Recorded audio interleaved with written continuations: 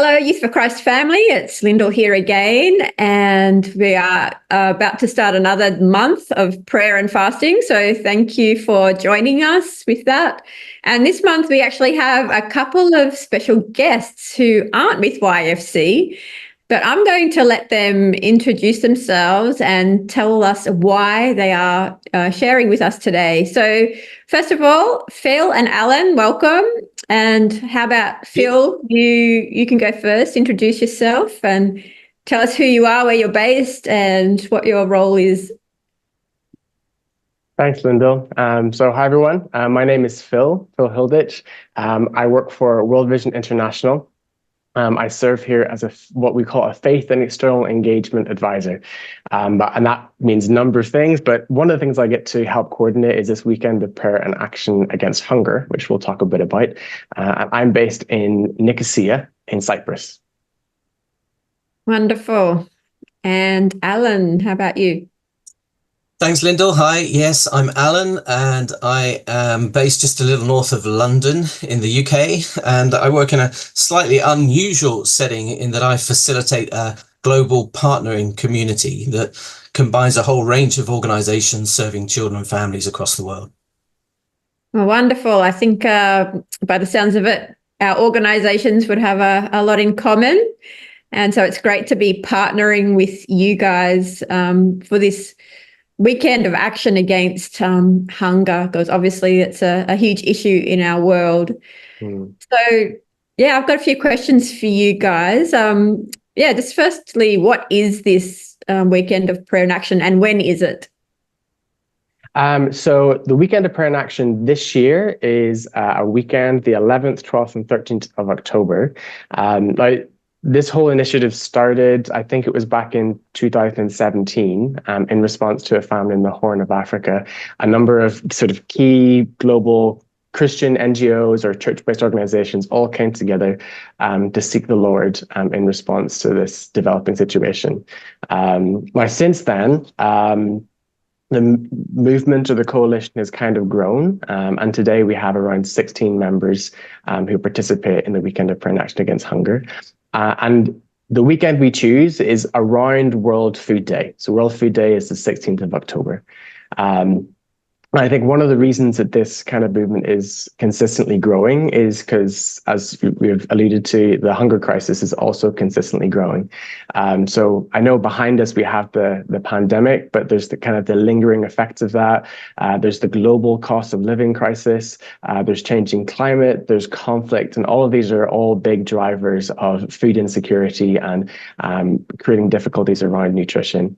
And I think for World Vision, the organization that I'm with, this issue is becoming significantly more prominent.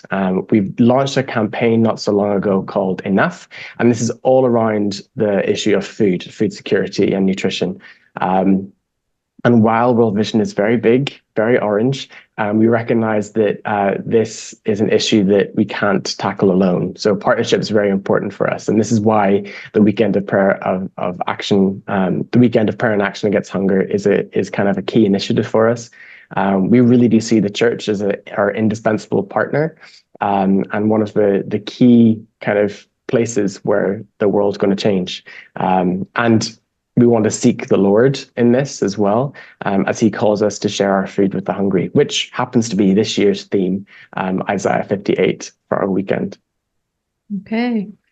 Thank you for sharing that. And yeah, I'm sure many of our nations will relate to what you're saying. I was just on a call with someone from Zimbabwe the other day, and she said they're working with a 16-year-old who just had a baby, and they just have no food in the house. And, you know, the inflation crisis and things like that are just causing so many families harm. So it is a huge issue, and we're so glad to be able to partner in prayer in this initiative.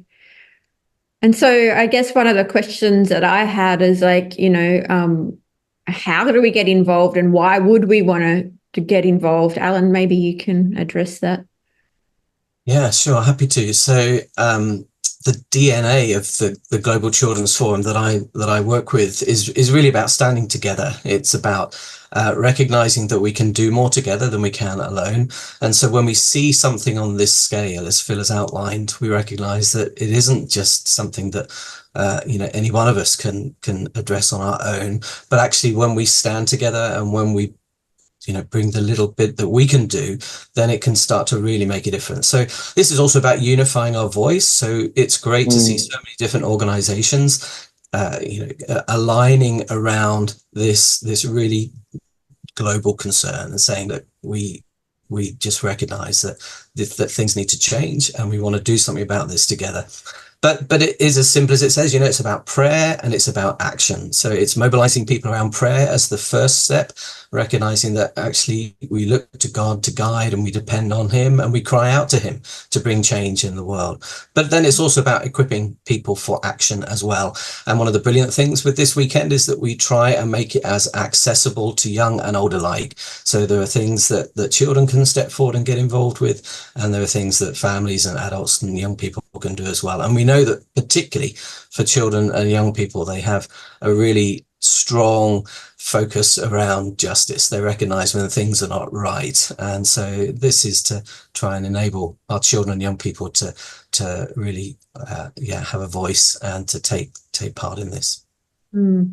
So true. I even remember when I was a young person and seeing even the ads, World Vision ads on TV and things like that, just the impact it had on me as a young person. So it is a very formative age, isn't it, for people to start thinking about these bigger, wider world issues. And so I guess the other question that I was thinking of was, the impact having a weekend like this. Obviously, we want to see change. And what kind of impact has a weekend like this had in the past?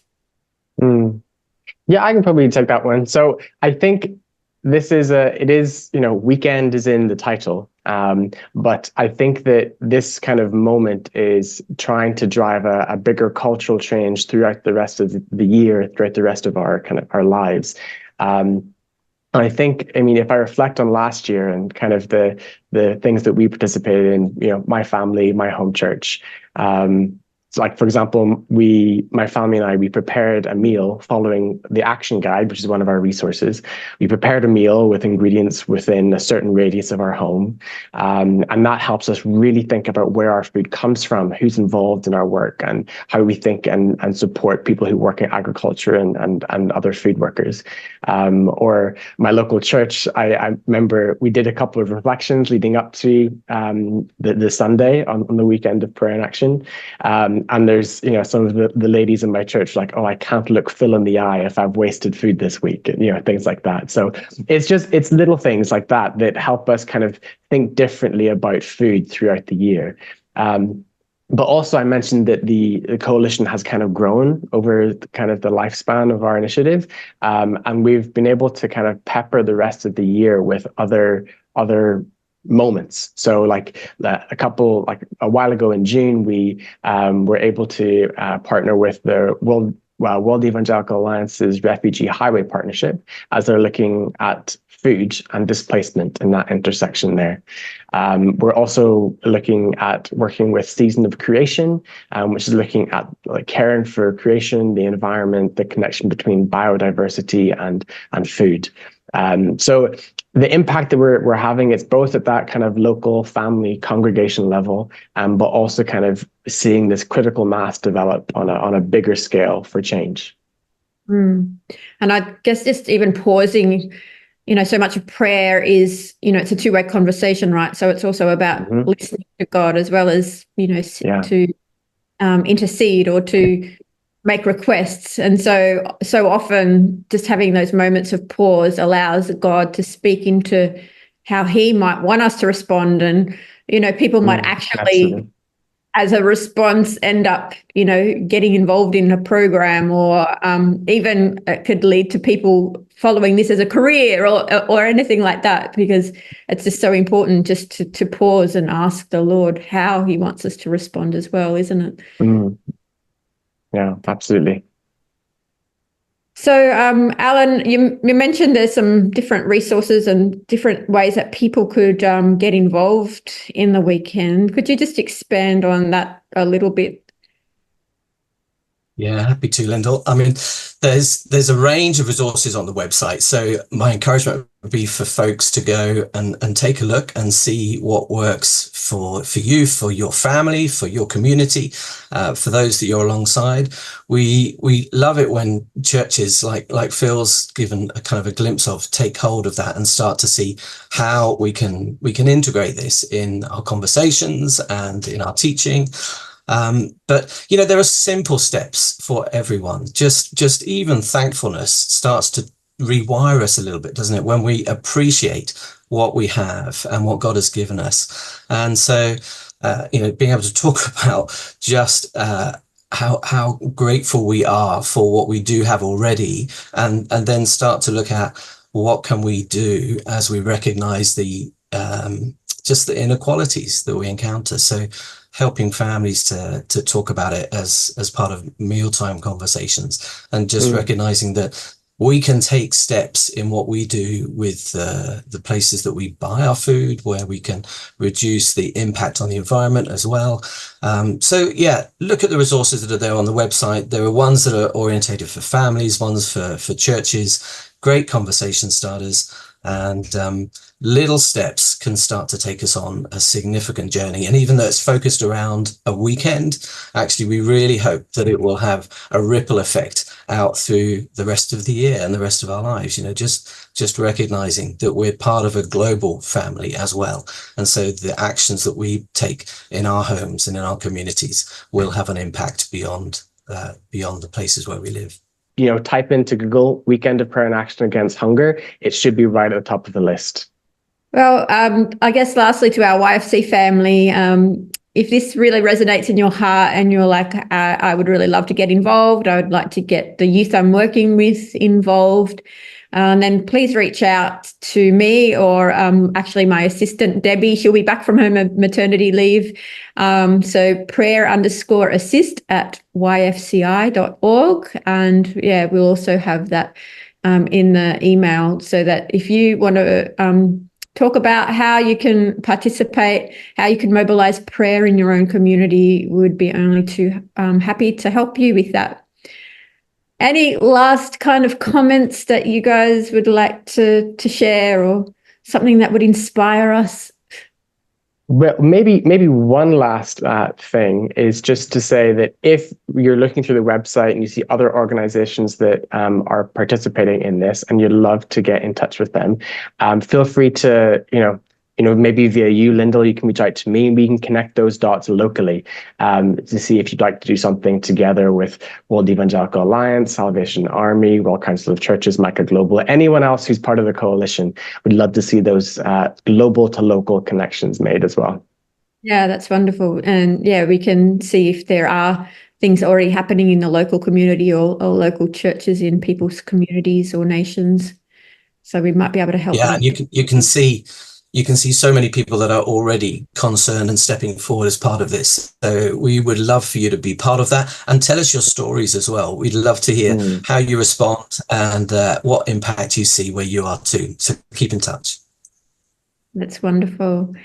Well, thank you so much for joining us today. And we look forward to ongoing collaboration, see what the Lord does in this space. And yeah, hopefully one day we might even get to meet in person. Hey. Thanks again for your time, and have a good day where you are. Thanks so much. Thanks, everyone.